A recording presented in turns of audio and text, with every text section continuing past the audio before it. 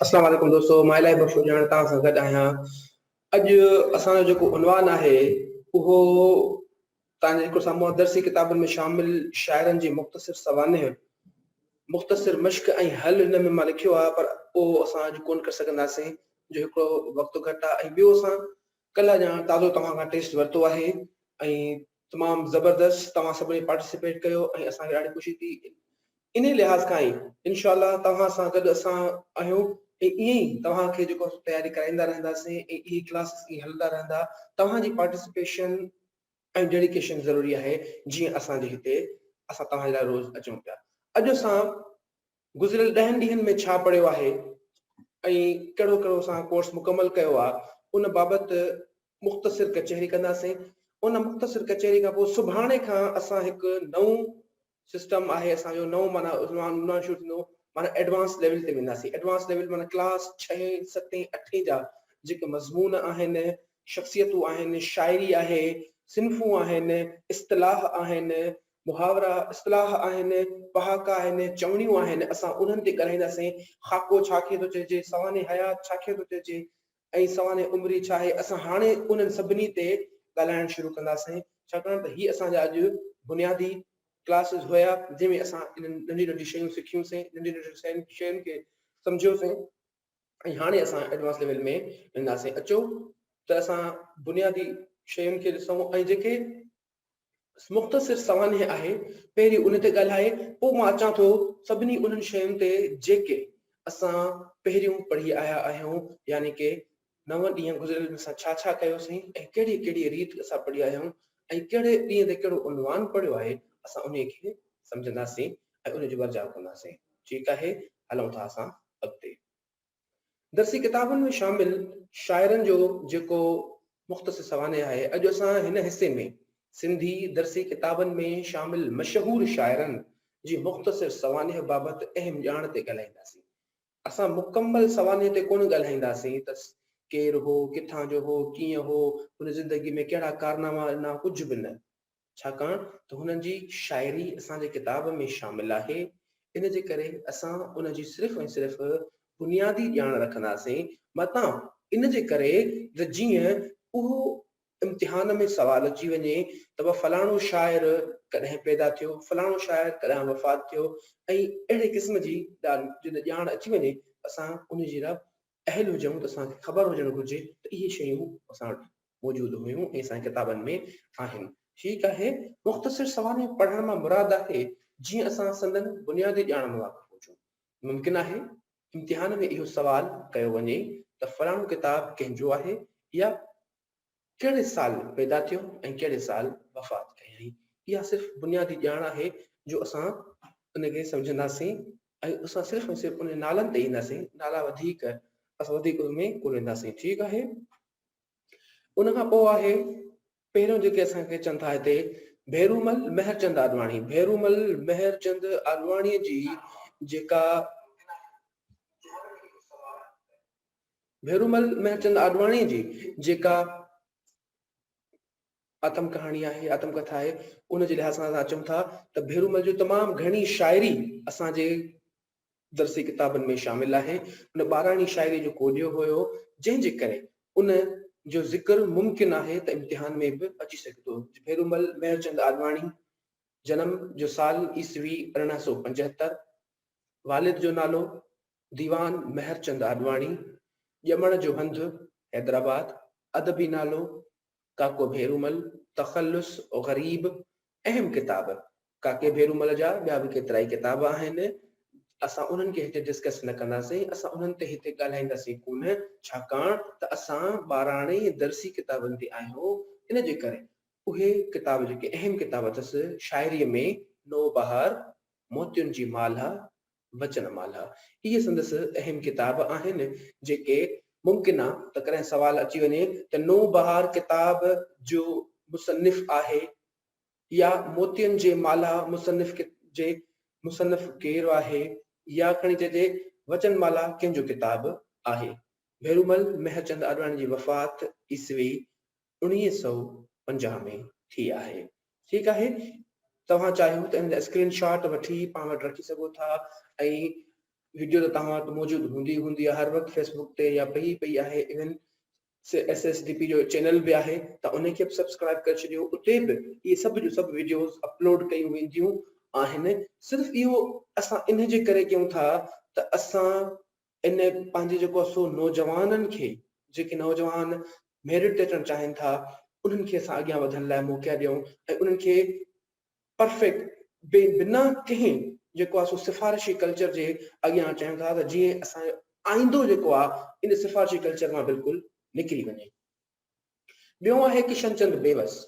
किशनचंद बेवस बि सिंधी ॿाराणी शाइरी जो हिकिड़ो बहितरीन शाइर हो, जंहिं पंहिंजे जेको आहे सो उमिरि में केतिरा ई ॿाराणा नज़्म, ॿाराणा गीत लिखिया ऐं उनजे ऐं किशनचंद बेवस ई जेको आहे सो जदीद शाइरी जो अबु मञियो वेंदो आहे, छाकाणि त हुनजी शाइरीअ में हिकु अहिड़े क़िस्म जी जेको आहे सो नुदरत आहे, मज़ो आहे, लुताफ़त आहे, जो असां जॾहिं पढ़णु शुरू कंदा आहियूं त सॼी जे सॼी असांजो जेको आहे सो महवर जेको हूंदो आहे उहो ॿाराणो थी वेंदो आहे ऐं ॿाराणी नफ़्सियात जो तमामु घणो ख़्यालु रखंदा हूंदा आहियूं। किशनचंद बेवस जो जनमु थियो आहे ईस्वी 1885 में। पूरो नालो दीवान किशनचंद खत्री, वालिद जो नालो तीरथ दास खत्री, ॼमण जो हंधु लाड़काणो, तख़ल्लुस बेवस, अहम किताब, शीरीन शेर, शीरीन कलाम, सामूंडी सिपूं, मोजीअ जा गीत, फूलदानी। संदसि वफ़ात जो साल आहे ईस्वी 1947। ही उहे अहम ॼाण आहे जेका तव्हांजे इम्तिहाननि में अची सघे थी ऐं इहा बुनियादी ॼाण आहे।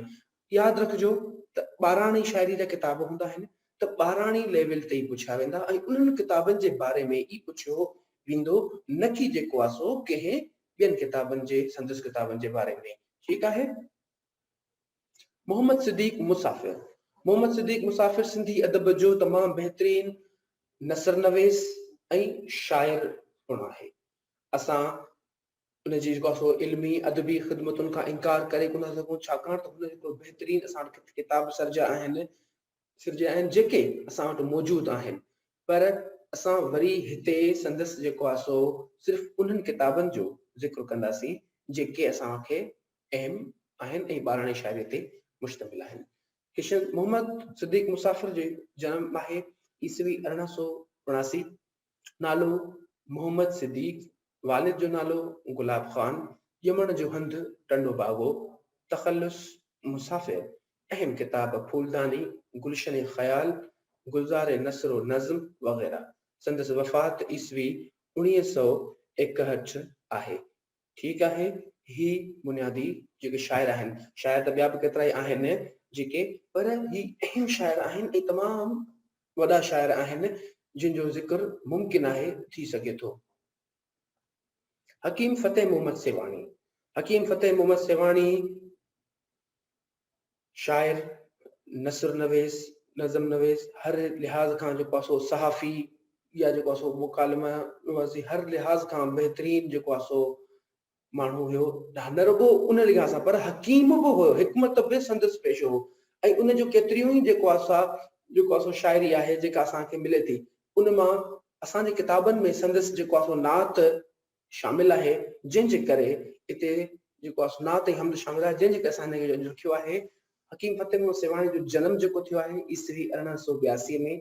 नालो फ़तेह मोहम्मद, वालिद जो नालो हाफ़िज़ ग़ुलाम मुहीउद्दीन, ॼमण जो हंधु सेवाण, तख़ल्लुस सग़ीर। तख़ल्लुस लाज़मी ॾिसिजो, हिते तख़ल्लुस खे अहमियत आहे। कॾहिं कॾहिं ईअं बि मुमकिन आहे थी सघे थो त इम्तिहान में सवाल अची वञे सग़ीर तख़ल्लुस कंहिंजो आहे, ग़रीब तख़ल्लुस कंहिंजो आहे, या कहिड़े शाइर जो आहे, कहिड़े अदीब जो आहे, मुमकिन आहे। ठीकु आहे। इन्हनि शयुनि खे तव्हां ज़हन में ज़रूरु रखिजो। अहम किताब, दिलि में घाव कंदड़ मुनाजात। ठीकु आहे। संदसि वफ़ात जो साल आहे ईस्वी 1942 1943 जेको हिते लिखिजी वियो आहे। अहमद ख़ान आसिफ मिसराणी। अहमद ख़ान आसिफ मिसराणी बि सिंधी शाइर में अहम मक़ाम रखे थो।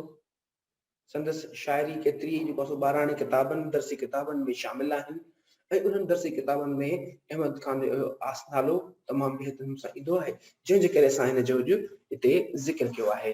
जनम ईस्वी 1922, नालो अहमद खान आसिफ मिसराणी, वालिद मोहम्मद इस्माइल मिसराणी, यमन जो हंध खैरपुर नाथन शाह, ज़िलो दादू, तखल्लुस आसिफ मिसराणी, अहम किताब गुलजार चंबेली, अरब खाने आसिफ, वफ़ात ईस्वी 1999। हिते सवाल आयो आहे तखल्लुस जो मतलब छा आहे। तखल्लुस जो मतलब आहे जॾहिं को शायर पंहिंजी शायरी इस्तेमाल कंदो आहे त उन्हीअ में आख़िरी सिटुनि में अची, बंद जे आख़िर में अची, शेर जे आख़िर में अची, गज़ल जे आख़िर में अची, बेत जे आख़िर में अची पंहिंजो नालो इस्तेमाल कंदो आहे, उन्हीअ खे तखल्लुस चयो वेंदो आहे। ठीकु आहे, शायर जो जेको अदबी नालो हूंदो आहे या तखल्लुस जेको हूंदो आहे या जेको शायरी में नालो इस्तेमाल कंदो आहे उन्हीअ खे तखल्लुस चयो वेंदो आहे। रशीद लाशारी जो बि नज़्म असां वटि आहे, तंहिंजे करे असां संस पढ़ूं था त जनम ईस्वी 1922, नालो रशीद अहमद लाशारी, वालिद ज़रक खान, यमन जो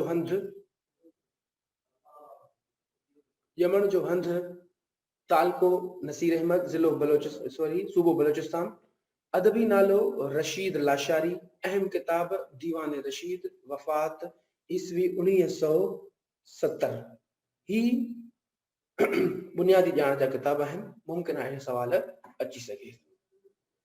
उस्ताद बुखारी जा नज़्म बि असांजे दर्सी किताबनि में शामिल आहिनि, जंहिंजे करे असां उन जे वजह ते खणी आहियूं, छाकाणि त ही अहम शाइर आहे ऐं सिंध जो तमामु वॾो अवामी शाइर आहे। सिंध जो तमामु वॾो अवामी शाइर आहे, अवाम जी दिलनि में घर करे थो, जंहिंजे करे मुमकिन आहे त इन ते सवाल अची सघे थो। जनम ईस्वी 1930, नालो अहमद शाह बुखारी, वालिद सैयद हाजन शाह, यमन जो हंध ॻोठ गुलाम चांडियो, ज़िलो दादू, तखल्लुस उस्ताद बुखारी। असल में ख़ासि करे उस्ताद जेको बुखारी हो पाण उस्ताद खे वधीक अहमियत ॾींदो, यानी कि नाले तखल्लुस उस्ताद खे वधीक इस्तेमाल कंदो हुयो।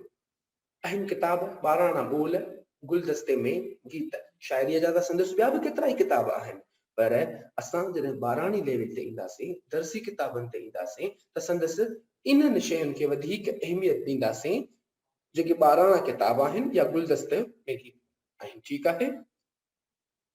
इमदाद हुसैनी मौजूदा शाइरनि में तमामु वॾी हैसियत रखंदड़ ऐं सिंध जो वॾे में वॾो शाइर आहे। मौजूदा जॾहिं असां चऊं था त मौजूदा दौर में सिंध जो वॾे में वॾो शाइर कहिड़ो आहे त हींअर इमदाद हुसैनी सिंध में सभ खां वॾो शाइर मौजूदु आहे, न रुगो उमिरि में बल्कि क़ादरुल कलामी में बि, शाइरीअ में बि, ऐं हर लिहाज़ खां संदसि क़द तमामु मथां आहे। ॿिया शाइर बि आहिनि, अयाज़ गुल बि आहे, अदल सूमरो बि आहे ऐं ॿिया बि केतिरा ई शाइर आहिनि, पर इमदाद हुसैनी जेको आहे उहो शाइरनि में सभ खां वॾो शाइर मञियो वञे थो। जनम ईस्वी 1940, नालो सैयद इमदाद अली शाह, वालिद सैयद फज़ल मोहम्मद शाह, यमन जो हंध ट्रिखड़, तखल्लुस इमदाद हुसैनी सांवल। हाणे हिते तखल्लुस जेको आहे साईं इमदाद हुसैनी पंहिंजो असल तखल्लुस जेको आहे उहो इमदाद इस्तेमाल कयो आहे। सांवल जेको आहे उहो शुरूआती जॾहिं लिखणु शुरू कयो हुई उन वक़्त में सिर्फ़ सांवल जे नाले सां उन कहाणियूं लिखियूं हुयूं, उन कहाणी में इहो नालो इस्तेमाल कयो हुई। अहम किताब इमदाद आहे रोल, हवा जे साम्हूं हुअ, इहे संदसि आम किताब आहिनि, पर जेके इमदाद जा जेके नज़्म शामिल आहिनि उहे जेको आहे सो आम लिखियल आहिनि ऐं 12 लिहाज़ खां लिखियल आहिनि, उहे बि इन्हनि किताबनि में शामिल आहिनि।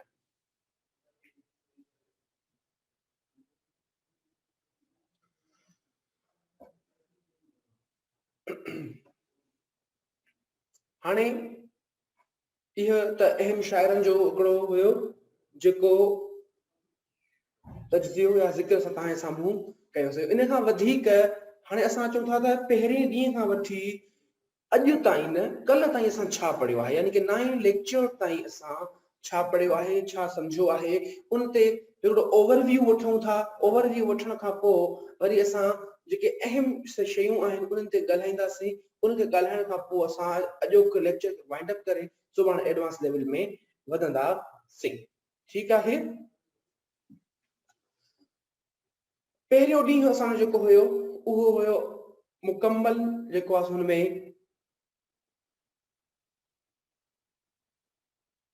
पहिरियों ॾींहुं असांजो मुकम्मल जेको हुयो उहो हुयो इंट्रोडक्शन में। असां छा पढ़ंदासीं, कीअं पढ़ंदासीं, सॼो जो सॼो सबक़ु उन ते असांजो मुश्तमिल हुयो। पहिरें लेक्चर में जेको असां पढ़ियोसीं, हर्फ़ पढ़ियोसीं। हर्फ़ छाखे थो चइजे, हर्फ़ जा क़िस्म कहिड़ा आहिनि, कहिड़ी ॿोलीअ मां हर्फ़ वरितल आहिनि, असां उहो जो मुकम्मल जाइज़ो वरितो आहे। मक़सूरा छाखे थो चइजे, ममदूद छाखे थो चइजे, हर्फ़ इल्लत कहिड़ा आहिनि, हर्फ़ इल्लत मां उचार कहिड़ा था थियनि, इहो असांजो पहिरियों लेक्चर हो। शमसी अखर कहिड़ा आहिनि ऐं कमरी अखर कहिड़ा आहिनि, असांजो पहिरियों लेक्चर हो। उन लेक्चर खां पोइ असां ॿिए ते जॾहिं पहुतासीं त ॿियों लेक्चर असांजो हुयो उहो हुयो लफ़्ज़। लफ़्ज़ छाखे थो चइजे, लफ़्ज़ जी वज़ाहत कईसीं ऐं लफ़्ज़ जा क़िस्म, मुफ़रद लफ़्ज़ कहिड़ा आहिनि, मुरकब लफ़्ज़ कहिड़ा आहिनि, मुरतब लफ़्ज़ कहिड़ा आहिनि, अॻियाड़ियूं लफ़्ज़नि में कीअं मिलाइजनि, पछाड़ियूं मिलाइजनि जो छा थो थिए, इन्हनि सभिनी जी मुकम्मल वज़ाहत असां ॿिए लेक्चर में कईसीं। वीडियो यूट्यूब ते मौजूदु आहे, वीडियो फेसबुक ते मौजूदु आहे ऐं तव्हां उन में वञी जेको उनखे ॿुधी सघो था। ठीकु आहे। टियों लफ़्ज़ जेको असां लेक्चर हो उहो ॾिसो, मां हिकु तरतीब सां हलियो आहियां, उन तरतीब जे बुनियाद ते ई हिन शयुनि खे वाज़े कंदो आयो आहियां। टियों जुमिलो, पहिरियों हूंदो आहे हर्फ़, हर्फ़ जुड़ंदा आहिनि त लफ़्ज़ ठहंदो आहे, लफ़्ज़ जुड़ंदा आहिनि त जुमिलो ठहंदो आहे। टियों लेक्चर हो मुंहिंजो जुमिले ते। जुमिले जा क़िस्म कहिड़ा आहिनि, मुफ़रद जुमिलो छा आहे, मुरकब जुमिलो छा आहे, मुरतब जुमिलो छा आहे, ऐं वरी जेको आहे सो उन में जुमिलनि जो छेद कीअं कजे। हाणे इन शइ ते जॾहिं असां पहुतासीं त असांखे हिकिड़े महसूसु थियो त हिते असां जॾहिं जुमिलो ठाहींदासीं त कीअं ख़बर पवंदी असांखे त हिते सिफ़त कहिड़ी आहे, इस्म कहिड़ो आहे, ज़र्फ़ कहिड़ो आहे। त उन जे लाइ असां उन्हनि 8 ई हर्फ़नि खे, ॻाल्हाइण जा जेके हर्फ़ आहिनि, उन्हनि सभिनी ते रोशनी विधी हुईसीं। उहो टे लेक्चर में मौजूदु हो। उन खां पोइ असां जॾहिं चौथो लेक्चर थियो असांजो, त असां उन में ॿाराणी शाइरी जो अभ्यास कयोसीं। ॿाराणी शाइरी जो दर्सी किताबनि, पहिरें क्लास खां 5 क्लास ताईं जी ॿाराणी शाइरी जो अभ्यास कयोसीं। उन अभ्यास ते पुॼी असां सम्झोसीं त हम्द छाखे थो चइजे, नात छाखे थो चइजे, नज़्म छाखे थो चइजे ऐं बेत छाखे थो चइजे। ठीकु आहे। इन जी अॻिते हिन वज़ाहत वरी मां थोरी कयां थो, नज़्म जी ऐं जेको आहे सो बेत जी। बाक़ी हम्द ऐं नात जी तव्हां सभिनी खे ख़बर आहे त हम्द जेको आहे उहो अल्लाह जे तारीफ़ में चयो वेंदो आहे, नात जेका आहे उहा हुज़ूर अकरम सल्लल्लाहु अलैहि वसल्लम जी तारीफ़ में चई वेंदी आहे। ठीकु आहे। उन खां पोइ असां अॻिते हलियासीं त असां हिकिड़ो नओं लेक्चर रखियोसीं ऐं उहो लेक्चर असांजो हुयो मुकम्मल लोक कहाणियुनि ते, लोक दास्ताननि ते, किस्से ते। दास्तान ते किस्सो छाखे थो चइजे ऐं दास्तान छा चइजे, मां वज़ाहत करे चुको हुउसि उन में। किस्सो या दास्तान माना ॻाल्हि हिकिड़ी ई आहे, दरअसल इहे लोक कहाणीअ मां वरितल आहिनि। लोक कहाणी, लोक लफ़्ज़ जी माना आहे आम माण्हू। ठीकु आहे। आम माण्हूअ जी कहाणी ऐं इन में इंसानी सोच, ज़हन जी इर्तिका असांखे नज़र पई अचे। तंहिंजे करे असां उन्हनि खे स्टेप बाय स्टेप, यानी कि क़दम क़दम ते असां उनखे सम्झियोसीं। किस्सो कॾहिं जो हुयो, ॾंद कथा छा हुई ऐं आखाणी छा हुई, इन्हनि सभिनी शयुनि खे असां अलॻि अलॻि करे सम्झियो आहे ऐं उनखे असां तव्हांजे साम्हूं पेश बि कयोसीं, मिसालनि सां पेश कयो आहे। तव्हांजो लेक्चर साॻियो यूट्यूब ते ऐं हिन ई जेको आहे पेज ते हेठां लिंक ते पियो अथव। तव्हां हुनखे वधीक जेकॾहिं तफ़सीली ॿुधणु चाहियो त ॿुधी सघो था। ठीकु आहे। हाणे इहा हिकिड़ी बुनियादी शयूं हुयूं जेके असां पढ़ी आयासीं, सम्झी आयासीं, करे आयासीं। ऐं हाणे असां अॻिते हलूं था त कुझु अहम शयूं जिन ते असां ॻाल्हाए सघूं था त इहे वरी वर्जण जे लाइक़ बि आहिनि ऐं इन्हनि खे वर्जाए सघिजे थो। वरी असांजो कहाणियुनि जे मज़मून जी जेका तक़सीम असां कईसीं त छा ऐं कीअं तक़सीम थिए थी।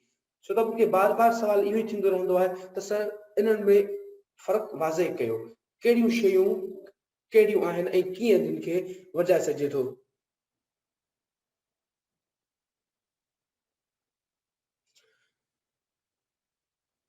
ठीकु आहे, उहा मदारो ॾंद कथाउनि में अहिड़ियुनि ॻाल्हियुनि जो ज़िक्र हूंदो आहे जो इंसानी तख़युल जे परवाज़ में जल्द अचण वारो न आहे। हिननि में काइनाती अजाइबात जो ज़िक्र कयल हूंदो आहे। दुनिया जूं शयूं कीअं वजूद में आयूं, आसमान ऐं ज़मीन कीअं पैदा थी, दुनिया में बुराई ऐं ख़राबी कीअं पैदा थी आहे। इहो माफ़ूकुल फितरत किरदार, माफ़ूक माना जेके इंसान सां ताल्लुक़ रखंदड़ न हुजनि, असांजी फितरत सां ताल्लुक़ रखंदड़ न हुजनि, अहिड़नि किरदारनि जो ज़िक्र हूंदो आहे। उहो हूंदो आहे किसे या दास्तान, जेको ॾंद कथा हूंदी आहे। ॾंद कथा ई माना हा ईअं थियो हूंदो। मिसाल जे तौर ते इहे मां पहिरियों बि ज़िक्र कयो ऐं हाणे कयां थो त अखियूं बंदि कयूंसीं त हू आसमान ते पुॼी वियो, अखियूं बंदि कयोसीं त ज़मीन ते पुॼी वियो, अखियूं बंदि कयोसीं त हू जेको आहे सो ख़तमु थी वियो। या उन्हनि जो जेको आहे सो किसो दास्तान जो, ॾंद कथा जो जेका ॻाल्हि आहे उहा अहिड़ी हुजे जेका इंसान जे अकुल में न अचे, उनखे ॾंद कथा चयो वेंदो आहे।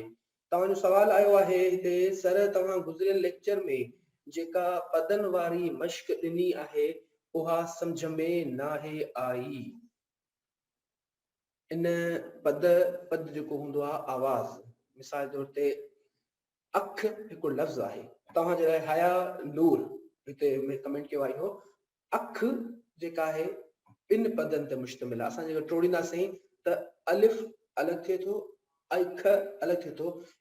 जॾहिं लफ़्ज़नि खे टोड़ियो वेंदो त असां चवांसीं अख, ठीकु आहे। ऐं ॿियो हिते असां लफ़्ज़ ते कयूं था त सिंधी लफ़्ज़ जेको आहे सिंधी, ॾिसो उचार केतिरा निकिरनि था, सिंधी ॿ उचार निकिरनि था, माना ॿिनि हिसनि में टुटी सघंदो। ॻोल्हा, ॻोल्हा उचार केतिरा था निकिरनि, टे। ॻोल्हा माना टिनि हिसनि में टुटंदो। ईअं ई तव्हां वटि जेको लफ़्ज़ हुयो आखेरो, लफ़्ज़ ॾिसो केतिरनि हिसनि में टुटे थो, आखेरो, ठीकु आहे। टिनि पदनि में टुटियो आहे, हिकिड़ो आ, ॿियो खे, टियों रो, ठीकु आहे। उमेद थो कयां त इहा तव्हांखे ॻाल्हि सम्झ में आई हूंदी। हलो अॻिते, कहाणियुनि जे मज़मून जी तक़सीम जेका हुई उहा कुझु न रीति हुई जेका तव्हांखे मां ॾंद कथा मथे ॿुधाए चुकुमि। बाक़ी देव ऐं परियुनि जूं कहाणियूं, रिवायती या नीम तारीख़ी किस्सा, जानवरनि जूं आखाणियूं जेके असां वटि हाणे आहिनि। ही जेके कहाणी जे क़िस्म असां वटि नीम तारीख़ी आहिनि। असां वटि उमर मारवी, ससुई पुनूह, लीला चनेसर, मूमल राणो ॿिया नीम तारीख़ी किस्सा आहिनि। हाणे इन्हनि मां नीम तारीख़ी किस्सा छा आहिनि, उहे जेके असांजे समाज सां ताल्लुक़ रखंदा हुजनि, शुरू थींदा हुजनि, पर असांखे उनजो इख़्तिताम न मिलंदो हुजे त इख़्तिताम किथे थियो आहे, शुरू किथे थियो आहे, कहिड़ी रीति शुरू थियो, कॾहिं शुरू थियो, कीअं शुरू थियो, इहे नीम तारीख़ी। भला हा हक़ीक़त आहे, ससी पुन जो किस्सो हक़ीक़त आहे, लीला चनेसर जो किस्सो हक़ीक़त आहे, मूमल राणे जो किस्सो हक़ीक़त आहे। असांजे समाज सां वाबस्ता आहिनि, इहे असांजा किस्सा आहिनि, ठीकु आहे। इहे नीम तारीख़ी किस्सा आहिनि। जानवरनि जूं आखाणियूं, हिते ॾिसो ही शइ खे मां वाज़े करे चुकुमि त हाणे आहे जानवरनि जूं आखाणियूं। आम तौर ते पुछंदो आहे आखाणी थो ॿुधायां। हाणे आखाणी लफ़्ज़ जेको इस्तेमालु थियल आहे उहो जंहिंमें असां जानवर किरदार जेके आंदा हुजनि, उहे जानवर आंदा हुजनि, उनखे चयो वेंदो आहे। इन खे जेको आहे सो कयो वेंदो आहे, माना जिन में जानवरनि जो, पखियुनि जी जो ज़िक्र कयो वञे, उनखे असां बिना अखियूं बंदि करे चवंदासीं त इहा आखाणी आहे। जानवरनि ऐं पखियुनि सां आखाणी जो निहायत घाटो संबंध आहे। ईसप जूं आखाणियूं जानवरनि जे वातां चवायल आहिनि ऐं पखी पुण ॻाल्हाइनि था। इन्हनि खे अहिड़े नमूने पेश कयो आहे जो हर हिक मां का न का मत ज़रूरु मिले थी। इहे ॻाल्हियूं जेके असां जानवरनि खां, पखियुनि खां कराईंदा आहियूं या पखियुनि जे ज़रिए थींदियूं आहिनि, या पखियुनि में ॻाल्हायो वेंदो आहे। सिंधी अदब जे लोक कहाणियुनि में केतिरियूं ई जेको आहे सो आखाणियूं आहिनि जेके जानवरनि ऐं पखियुनि ते मुश्तमिल आहिनि, ठीकु आहे। हाणे अचो त ही नज़्म लफ़्ज़ जी माना। असां नज़्म पहिरियों मां तव्हांखे इन मिसाल ॾेई सम्झाए चुको आहियां। नात नज़म जे सूरत में लिखी सघिजे थी, हमद नज़म जे सूरत में लिखी सघिजे थी। ऐं उन खां अलावा नज़म बगल में ख़ुदि नज़म आहे। ऐं कंहिं बि शाइरीअ खे बेत हुजे शाइरी हुजे उनखे नज़म चइजे थो, पर नज़म जो हिकिड़ो पंहिंजो मुनफ़रिद घाड़ेटो हूंदो आहे जेको मुख़्तलिफ़ नमूननि ते मुश्तमिल आहे। हर हिकु नमूनो अलॻि अलॻि थी सघंदो आहे। नज़म अरबी ॿोलीअ जो लफ़्ज़ आहे, माना आहे हिक ॿिए सां मिलण या मिलाइण। लुग़वी माना जेका लुग़त में आहे, लुग़वी माना जी माना आहे लुग़त में या डिक्शनरी में जेका माना आहे उहा आहे पोइण। नज़म में वज़न ऐं काफ़िय सां केतिरा ई बंद हूंदा आहिनि, हिकु बंद न हूंदो आहे, केतिरा ई बंद हूंदा आहिनि। नज़म जा केतिरा ई क़िस्म आहिनि, हिन मथे चए थो केतिरा ई बंद हूंदा आहिनि, ऐं हेठि चए थो नज़म जा केतिरा ई क़िस्म हूंदा आहिनि। ठीकु आहे। नज़म में हर क़िस्म जो मौज़ू अची सघे थो। इन टिनि शयुनि खे असां ध्यान में रखिणो आहे। नज़म में केतिरा ई बंद हूंदा आहिनि, नज़म जा केतिरा ई क़िस्म आहिनि, ऐं नज़म में हर क़िस्म जो मौज़ू पिणु अची सघे थो। इहे सभु जा सभु फॉर्मेट आहिनि ऐं नमूना आहिनि जेके असांजे नज़म में शामिल हूंदा आहिनि। ही हिकिड़ो नमूनो आहे नज़म जो, ही नज़म जो 12 शाइरी जे अभ्यास में असां कढियोसीं। ही नज़म जो हिकिड़ो नमूनो आहे जेको तव्हांजे साम्हूं पियो आहे। ॿारो अचो मिड़ो हिकु माग ॻायूं चइनि मुंदुनि जो राग। हिकिड़ी तिन मां आहे बहार, हीअ मुंद आहे वाह जा ॿार। वण टिण ॾिसजनि था सभु सुहिणा, बाग़ लॻनि था मन खे मुहिणा। गुल फुल बाग़नि मंझि टिड़नि, पखी बि मिठड़ियूं ॿोलियूं कनि। इहो बि नज़्म आहे। अहिड़े क़िस्म सां केतिरा ई मुख़्तलिफ़ नमूना ॿिया नज़्म जा गुण आहिनि। ऐं ॿियनि दोस्तनि कुझु चयो सर बेत सम्झ में नथो अचे त बेत छा खे थो चइजे। असल में मां पोयां वाज़े करे चुको हुयुमि त बेत सिंधी ॿोलीअ जी निज सिंधी ॿोलीअ जी सिन्फ़ आहे। उन में काफ़ियो जेको आहे बेत जे आख़िर में ईंदो आहे।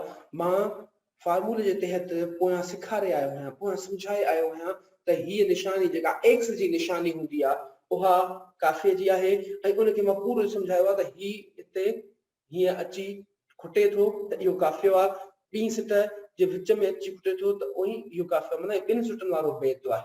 टिनि सिटुनि वारो बेत कीअं थींदो, पहिरीं सिट जे अध खां छॾे ॿिए जे आख़िर में बंदि ईंदो, ऐं ॿी सिट जे आख़िर में टी सिट जी विच में चौथी वरी जेतिरो वधंदो वेंदो त आख़िरी सिट जे विच में काफ़ियो ईंदो आहे। उनखे असां बेत चवंदा आहियूं। ठीकु आहे। उन खां अलावा जेके बि शयूं आहिनि, इन खां अलावा मां हिकिड़ो सम्झायो मिसाल बि आहे, ही पियो आहे, ही मिसाल तव्हां साम्हूं पियो आहे। साहिब तुंहिंजी साहिबी अजब ॾिठी सूं।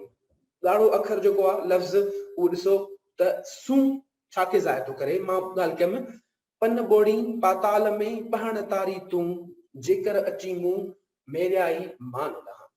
इहो शाह अब्दुल लतीफ़ भिटाईअ जो बेत आहे, जंहिंमें ॾिसो पहिरीं सिट जे आख़िर में ॻाढ़ो लफ़्ज़ सूं काफ़ियो आहे, ॿी सिट जे आख़िर में तूं लफ़्ज़ काफ़ियो आहे, टी सिट जे विच में मूं कामा खां पहिरियों लफ़्ज़ जेको आहे उहो काफ़ियो आहे मेरियाई मान ॾांहुं। ठीकु आहे। इन करे मां हीअ तव्हांजे साम्हूं शयूं वज़ाहत सां रखां थो पियो त जीअं इन में ॾुखियाई कंहिं क़िस्म जी का तव्हांखे न अचे।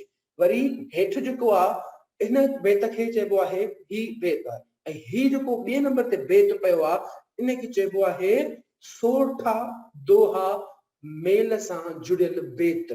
सोठे वारी सिट बेत में ऐं हिन सां इहा हिकु मुकमल ॻाल्हि पहिरीं मां पोइ ॿुधाए चुको आहियां। ठीकु आहे। उनखे ॿुधिजो वञी, इहे त सिर्फ़ु तव्हां हिन शइ खे ॾिसो। ठीकु आहे। जेकी मंझि जहान सो तारे लॻे तुंहिंजे, लुत्फ़ जी लतीफ़ चए तो वटि कमी कान, अदुल छुटा आउन को फेरो कज फज़ल जो। इहा मुख़्तसिर ॼाण हुई, ही जेका मां तव्हांखे हिते जी कची आहे। सुभाणे खां इनशाला असां जेको आहे एडवांस में वेंदासीं। मां जल्दी इन करे थो कयां त मुंहिंजे लैपटॉप जी चार्जिंग बिल्कुलु ख़तम थी चुकी आहे ऐं इनखे में बि केॾी महिल बि बंदि थी वञे। इनशाला सुभाणे असां एडवांस लेवल ते वेंदासीं ऐं उन्हनि शयुनि खे सम्झंदासीं, उन्हनि शयुनि खे लिखंदासीं ऐं पढ़ंदासीं जेके असांजो वधीक ईंदियूं। ऐं असां हाणे प्रैक्टिकल वेंदासीं, हिकिड़ियूं शयूं अहिड़ियूं बि खणी ईंदासीं जेके तव्हांजो हिकिड़ो टेस्ट असांजो त मुक़ररु आहे, हर हफ़्ते थियणो आहे। उहो पर हिते बि असां शयुनि खां ईंदासीं। हिते स्लाइड में तव्हांजे साम्हूं असां शयूं रखंदासीं, तव्हांखे चवंदासीं इनखे कैप्चर करे छॾियो। उन खां पोइ वरी तव्हां उनजो जवाबु रखो, ॾिसो ऐं असांखे आख़िर में उनजो जवाबु ॾिजो ऐं उनजो जवाबु मां पाण बि हिते वरी ॾींदुसि हिते ई हिते। छाकाणि त असां हाणे प्रैक्टिकल वेंदासीं, असां वटि एतिरो टाइम न आहे जो असां जेको आहे सो वरी ॿियनि ॾींहंनि ते वञूं। असां साॻियुनि शयुनि खे उते जो उते डिफाइन करण खे उहो हल करण जी कोशिशि कोन कंदासीं। छाकाणि जेका अॻिते हलंदासीं त ग्रामर जो हिकिड़ो पूरो असां वटि हिकिड़ो नमूनो आहे, पूरी ग्रामर खे सम्झो। अञा ज़मान असांजा रहियल आहिनि, उन ज़माननि खे सिखणो आहे। अञा इस्तिलाह रहियल आहिनि, इश्तिक़ाक़ कीअं ठाहिजनि उन्हनि खे असांखे सिखणो आहे। छाकाणि त उहे सिखी वेंदासीं इनशा अल्लाह त असांखे आईंदा कंहिं क़िस्म जी का बि मुश्किलात कोन ईंदी। तव्हांजा टाइम हमेशह मुंहिंजो क्लास 4 बजे खां वठी 5 बजे ताईं हूंदो आहे ऐं इहो ई रहंदो। ऐं इनशा अल्लाह जेकॾहिं जॾहिं न ईंदासीं उन ॾींहुं असांजे पेज ते पेशगी इतलाह हूंदो आहे त अॼु मुंहिंजो क्लास न थींदो या कंहिं ॿिए जो हूंदो आहे न थींदो आहे त उहो ॿुधायो वेंदो आहे। ठीकु आहे, इहा अॼु बुनियादी शयूं हुयूं जेके असां तव्हांजे साम्हूं रखियूं, वर्जाव कयोसीं, पढ़ी असां चुका आहियूं, मुकमल लेक्चर्स तव्हांखे ॾेई चुका आहियूं। तव्हांजा इहे सभु जा सभु यूट्यूब ते पिया आहिनि, इहे पेज ते लेक्चर पिया आहिनि। इन्हनि खे ॿुधो ऐं इन्हनि खे सम्झण जी जेको आहे सो कोशिशि कयो। सवाल जो तव्हांजो हक़ु आहे, तव्हां जेतिरा सवाल कंदव असां ओतिरा सवाल तव्हांखे ओतिरनि सवाल जा जवाब ॾींदासीं। ठीकु आहे, इनशा अल्लाह असां तव्हां सां गॾु आहियूं सुभाणे हिकु नई। अल्लाह हाफ़िज़।